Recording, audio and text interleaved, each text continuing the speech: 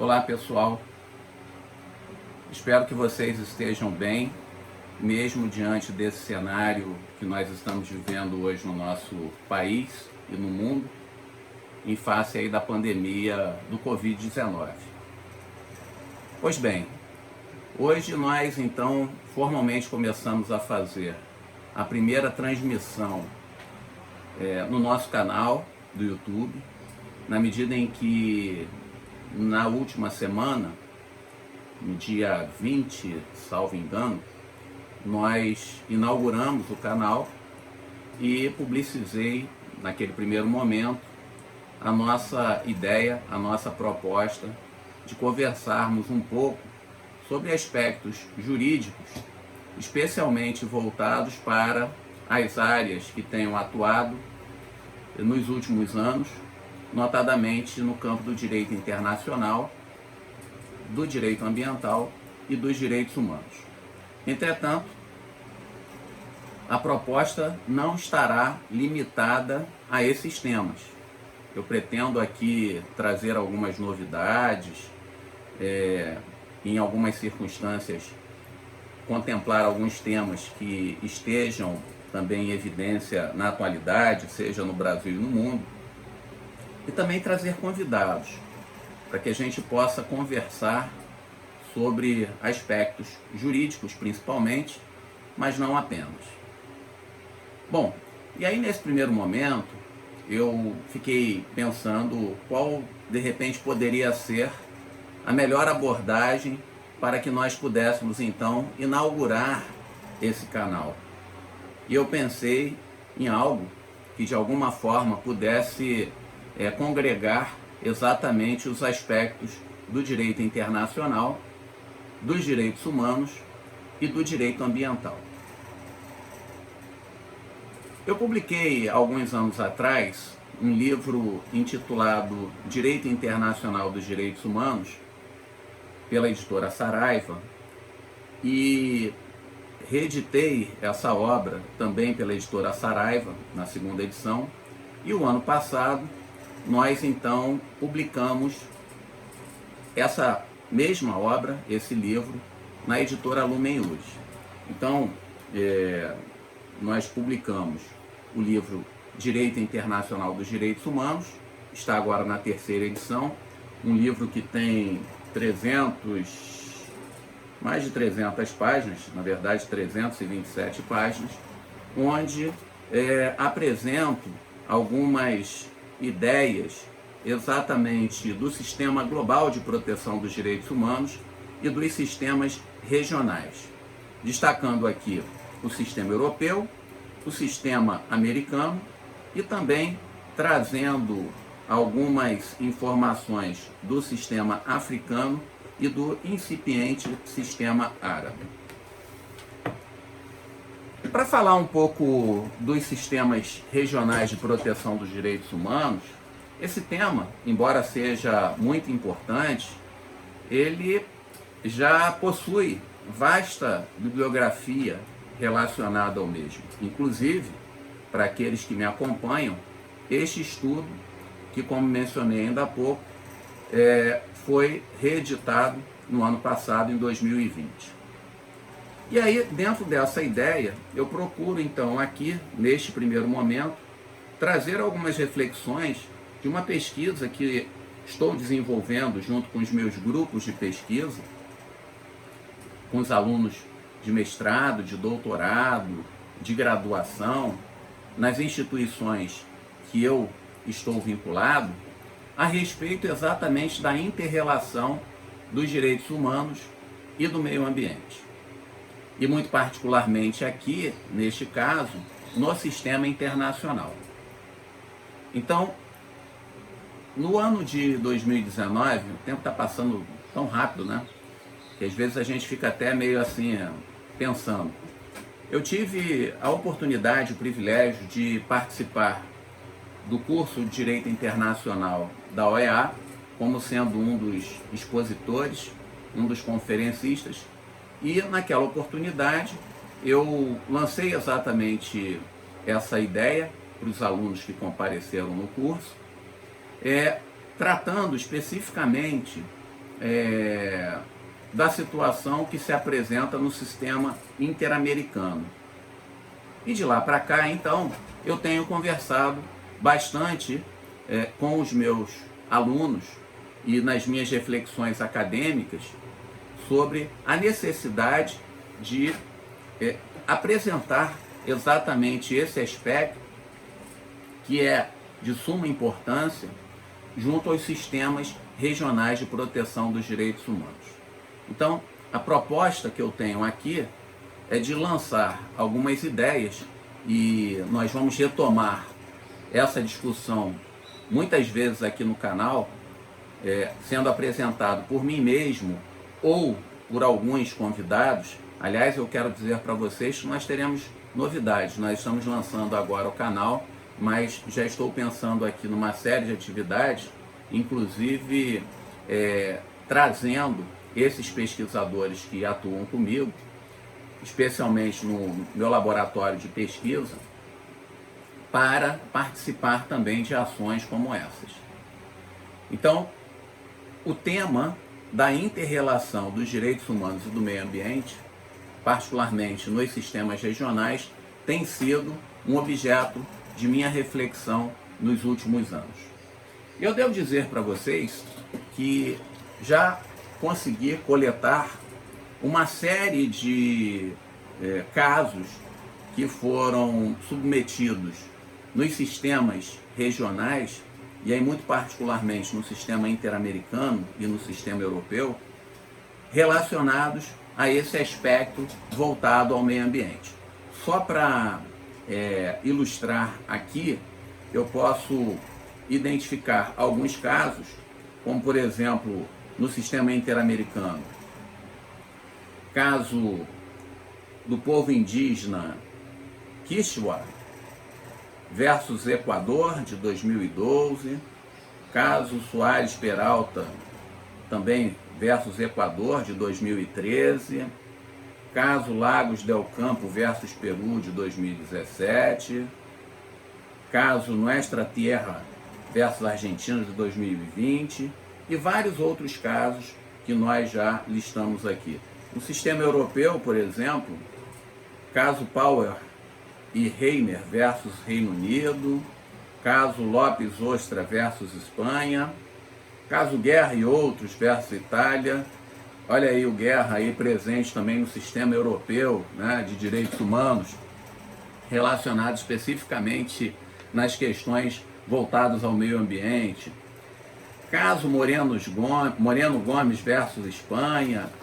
Enfim, nós temos vários casos aqui que nós já tivemos a oportunidade de listar, de fazer análise e gradativamente nós iremos então apresentá-los aqui. Naturalmente que alguns casos, porque a proposta do canal não está voltada apenas à apresentação de casos como esses. Mas o que eu quero dizer para vocês é que essa realidade ela já está muito presente nos sistemas regionais de proteção dos direitos humanos. Então, nós iremos e teremos a oportunidade de conversar também sobre aspectos relacionados a esse ponto, que, como eu enfatizei ainda há pouco, particularmente de grande interesse para mim e para muitas pessoas que trabalham com direitos humanos e com a proteção do meio ambiente, para que possamos então verificar como que se dá esse processo também nos sistemas de proteção internacional e particularmente nos sistemas regionais correspondentes à questão ambiental. Por que isso? Só fazer um brevíssimo comentário. Eu não tenho a pretensão aqui de ser muito longo nas minhas exposições, até porque a proposta é que também estreitemos essas relações cada vez mais. No final, eu vou disponibilizar, como já está no canal, as minhas redes sociais, os meus contatos, para aquelas pessoas que tenham interesse em avançar também em reflexões e pesquisas correspondentes a esse tema, possam também nos procurar. Mas veja, qual é a importância de falar na proteção internacional dos direitos humanos e muito particularmente em relação aos sistemas regionais.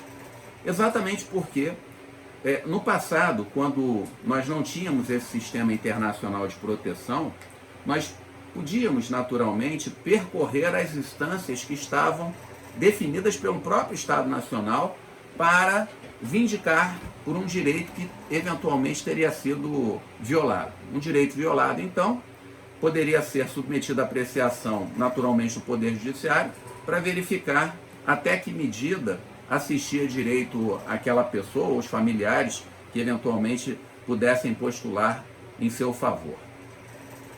Com o avanço, portanto, da proteção internacional dos direitos humanos, nós percebemos exatamente que criou-se essa oportunidade de buscar uma tutela jurídica fora dos limites do Estado Nacional. Esse é um ponto que eu quero também depois conversar com vocês, e agora falando disso, deixa eu ver se eu localizo aqui a questão que envolve aqui a proteção dos direitos humanos no sistema interamericano e o controle de convencionalidade, né? Achei, está aqui. Então nós temos aqui um estudo relacionado a esse tema, que nós também pretendemos, num momento oportuno, trazer para conversar, né? Sobre como é possível, então, postular no sistema interamericano de proteção dos direitos humanos.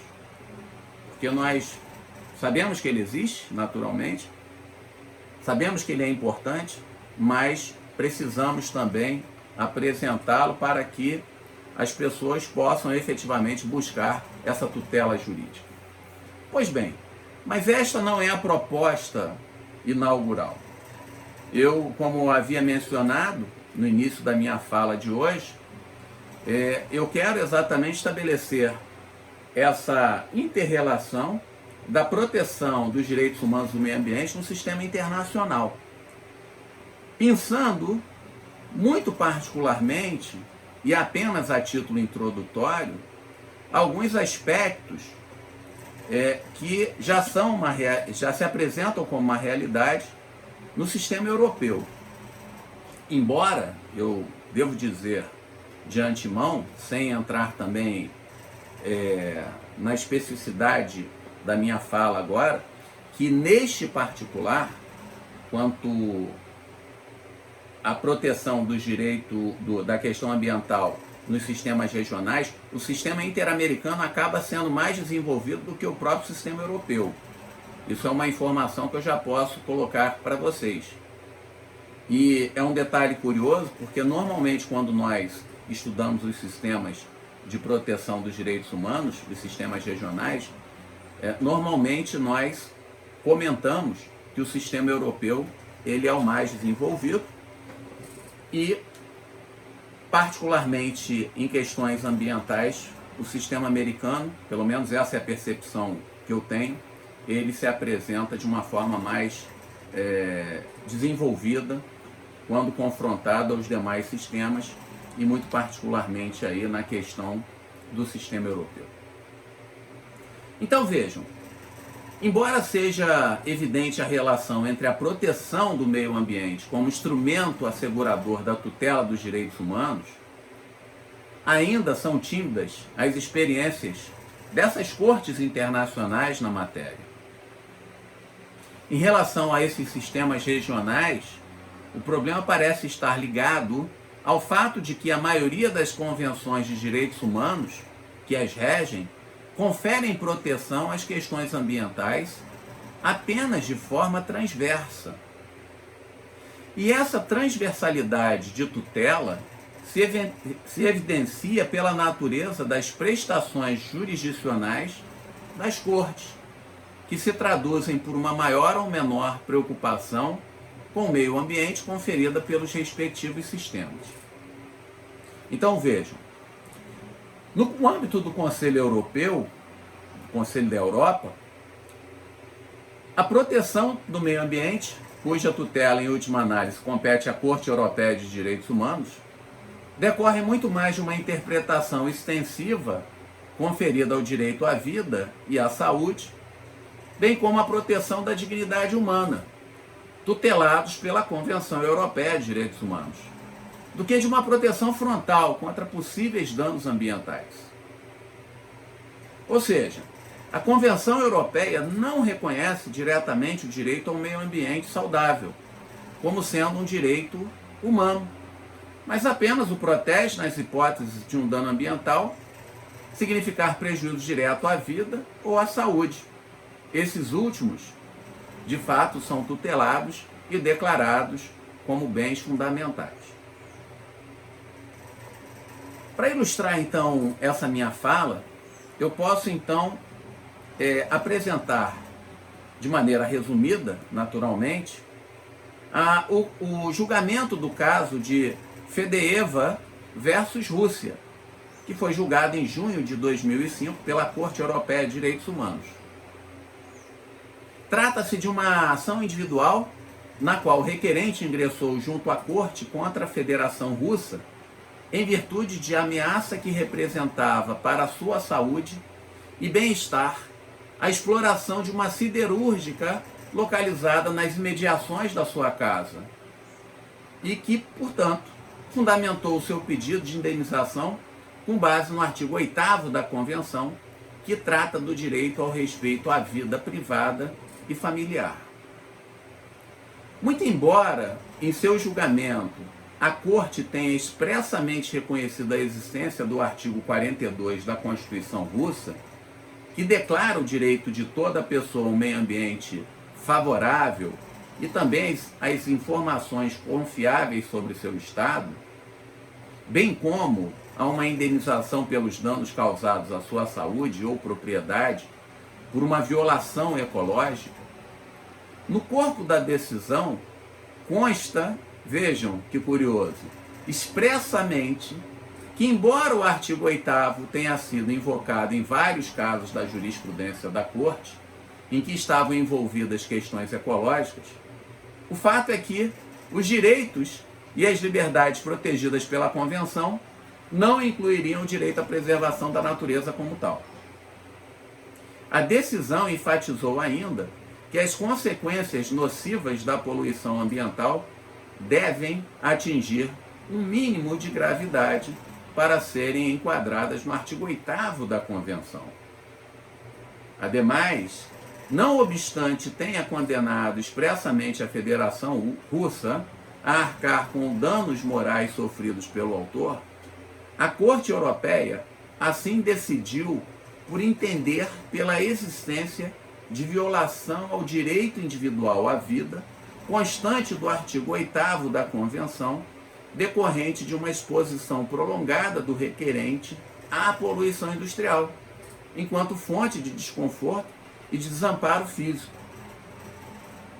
A condenação em nenhuma medida teria decorrido do dano ambiental em si, mas apenas de consequências diretas do mesmo sobre um direito fundamental individual.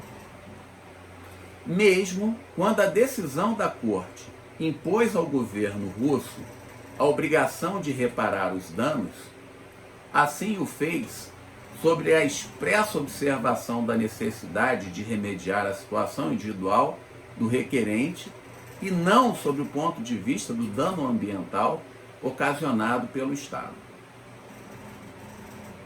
O entendimento adotado no caso Fedeyeva versus Rússia traduz-se na sedimentação da jurisprudência da Corte Europeia, bem explicitada num outro julgamento, que foi o caso López Ostra versus Espanha, fundado na inércia do município de Lorca, diante do incômodo causado por uma estação de tratamento de efluentes instalada a poucos metros da casa do requerente. Observe, então, que esse caso ele fundou-se no fato de que a cidade de Lorca reunia uma grande concentração de indústrias de couro, sendo que vários curtumes lá instalados construíram, com subvenção do Estado, inclusive, uma estação de tratamento de águas e resíduos que se localizava a poucos metros da casa do demandante. Consta da ação que o seu funcionamento acabou por provocar a emissão de gases, odores e contaminação, naturalmente que devido ao seu mau funcionamento, o que causou de imediato problemas de saúde a muitos residentes de Lorca. Na decisão, a Corte Europeia, apesar de reconhecer a existência de crime ecológico, previsto no artigo 347 do Código Penal Espanhol, entendeu pela necessidade de reparação de dano, mas em virtude da violação ao artigo 8º da Convenção Europeia dos Direitos Humanos. E esse fundamento, curiosamente falando, ele foi utilizado no caso Guerra e Outros versus Itália. Esse Guerra aqui, pelo menos que eu saiba, não é meu parente, mas curiosamente, né, tem o mesmo nome da família. Esse caso, Guerras e Outros versus Itália, concernente à demanda ajuizada em decorrência da falta de informação da população sobre os riscos incorridos e as medidas para tomar, em caso de acidente, uma fábrica de produtos químicos próximo. A Corte entendeu que o Estado teria obrigação positiva de agir sob pena de violar a vida privada ou familiar prevista no artigo 8º da Convenção. Bom, como eu mencionei para vocês, esses são alguns dos casos que, de maneira muito resumida, eu trago aqui, correspondente ao sistema europeu, para ilustrar essa minha fala inaugural. A proposta que tenho é exatamente de destrinchar todos esses casos. Nós, como mencionei, já listamos aqui vários desses casos, do sistema interamericano, do sistema europeu e até do sistema africano.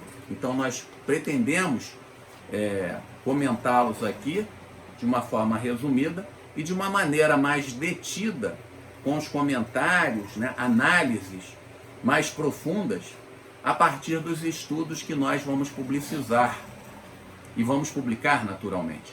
Inclusive, disponibilizando essa minha proposta, estamos nas tratativas do desenvolvimento da plataforma também, para disponibilizar essas decisões e essas análises, né, como um verdadeiro repositório jurisprudencial dessas decisões que foram contempladas nos sistemas regionais de proteção dos direitos humanos, que envolvam especificamente o meio ambiente. Então isso é uma novidade também que depois eu vou trazer aqui para o canal e quero disponibilizar isso numa plataforma jurisprudencial, como mencionei, um repositório que envolva aí uma fonte de pesquisa robusta para quem se interessa, investiga e se propõe a defender os direitos humanos e o meio ambiente.